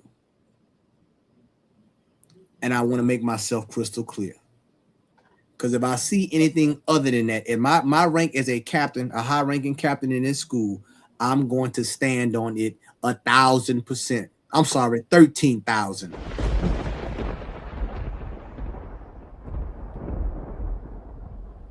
We're going to be righteous. We're going to be honest.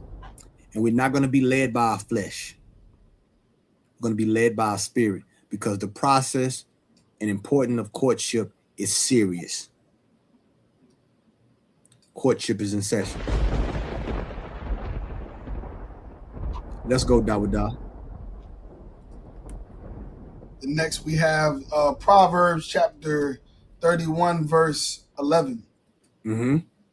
It says, the heart of her husband doth safely trust in her, so that he shall have no need of spoil. You see that? Sisters, you want to be the type of sister that the husband trusts. You can't be running around here. And guess where that trust starts? In the courtship. That's right. It starts there. That's where the seed is planted. And the marriage cultivates that. Okay? It cultivates the trust. Okay? It's being tested. The husband, he can't trust, if he ain't trusting you in the courtship, if you don't disclose, if you defraud him in the courtship, how he gonna look at you in the marriage? He gonna be like, man, she ain't tell me this. I didn't know about this. I didn't know about that. She didn't tell me that before we got married. And that seed is planted in his mind. And that's always gonna be in his mind, because you wasn't honest, sis. You didn't lay your cards on the table. You wanted to have guile or beguile him. And a lot of brothers in the world are beguiled. A lot of sisters in the world are beguiled. Because, well, they didn't go through the proper process. They didn't wait. They didn't tarry. They didn't sit back and say, is the Lord okay with this? Does the Lord want me to be with this person? Man, you know what? Let me call the generals. Call my camp leader. This just happened. How am I supposed to feel about this? Huh? How am I supposed to feel about this? Now, if somebody says, no, don't call the general. Don't call the camp leader.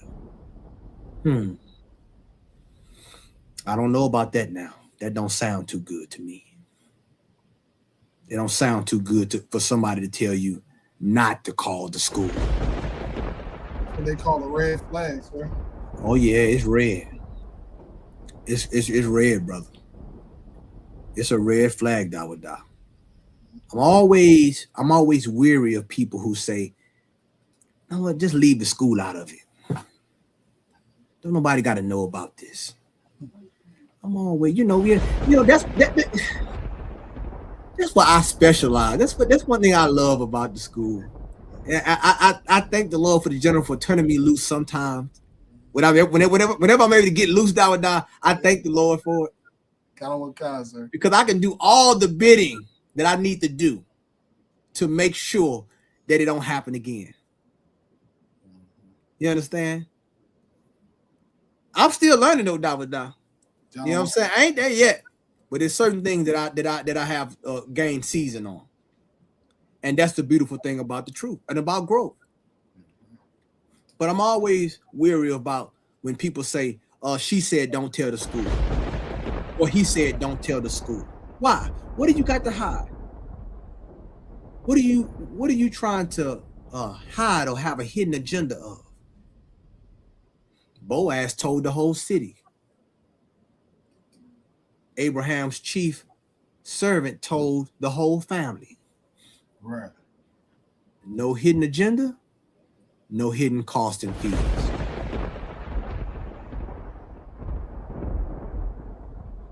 The truth gets very invasive. You've been warned. Let's get some more, Dawada. the book of Ephesians, chapter 5, verse 22. Wives, submit yourselves unto your own husbands. Oh man, you got to submit yourselves unto your own husband. Where does the submission start? During the courtship. Huh? During the courtship. And let me tell you, when you don't have trust, and I'm gonna be honest, it makes the submission part, it makes it tumultuous. Because it's hard for a sister to submit when you're not honest about things. You gotta be honest, brother. Right. You understand? You gotta be forthcoming. Be honest. That makes that process a lot easier, a lot smoother. They're gonna have to submit now, but it makes it a lot. Don't you want the submission process to be smooth? Because let me just be frank. A lot of brothers and sisters in the world, not in the UPK, in the world, are not in a marriage. Right. Can I help you out? Let me tell you a secret. You're not in a marriage. You're in a power struggle. That's what you spend your time doing. You're not building. You're fighting to see who's gonna take power. And you know where it started? It started because you didn't be honest with each other. You didn't establish trust. Trust makes submission a whole lot more smoother. You understand? I'm just talking to you as a big brother. You understand? I'm just telling you something that will help you brothers in this process. Being honest, it's nothing to be afraid of. I know sometimes we have those fears, we have those insecurities, but you got to be honest for the sake of the marriage. Sisters, you got to be honest so that man can trust you later on in the marriage. Brother, you have to be honest with that sister so it makes submission a whole lot more smoother. It's by law she should submit, and she will submit. But I'm trying to give you tools that you need to be successful in a courtship and later on in a marriage. Remember, we want you to be successful, but there's a process. Let's go back to the next scripture, my brother. That was the last scripture, I think. That was the last one out on the slide? Yes, sir. Okay, so let's read the last point, my brother, and we're gonna wrap it up. The last point is, remember, you both are planning a future together. This is important. I want you to understand this, and I'll go into some more on the next class, but remember this, brothers and sisters. In the courtship process, you are planning a future together. You get towards the end, you got to know this here brother or sister is I'm going to be with for the rest of my life. Right. I'm bound to. You're planning a future. Why would you want to plan a future with someone you don't trust? I know I wouldn't. And you shouldn't either. Unless you want to be defrauded. So I hope tonight's class was edifying. I want to thank General Q also for dropping in as well, dropping those Jews. General Q coming in, giving us that precept, a much needed precept for our sisters out there and our brothers in as far as knowing what kind of woman to pick. I want to thank Priest and Officer Dawada as well for assisting me tonight. Water to you, brother. I want to say the water to all the brothers and sisters that tuned in. Make sure you take this class along with all the other classes and apply this to your life, because it's universal and it's practical knowledge that you are to apply to your life and to share with others who are without, to share with others who may be going through relationship issues or want to know what a courtship is and want to know how to enter into a courtship, may need some counsel. Get on the phone, call the Israelite School of UPK. You know what I'm saying? Make sure you pay your tithes. Make sure you send in your donations. We got the Passover coming up April 4th, okay? You know what I'm saying? We want to make sure that we out there in Houston, Texas, with our brothers and sisters, Commander General Yohana, yours truly, the Israelite School of Universal Practical Knowledge. And we're going to go out there and have a good time. You know what I'm saying? A time is going to be had in the name of the Most High. All these things are issues and things that we have to deal with, and they are serious matters, and I'm going to treat them as such. I'm not going to not treat them as serious. I'm going to treat it like Boaz treated it. I'm going to treat it like Abraham's servant treated it. I'm not going to treat it like it's some nigga in the world. No. I'm going to treat it exactly how the Bible says to treat it. And I'm going to require those under me to do it as well.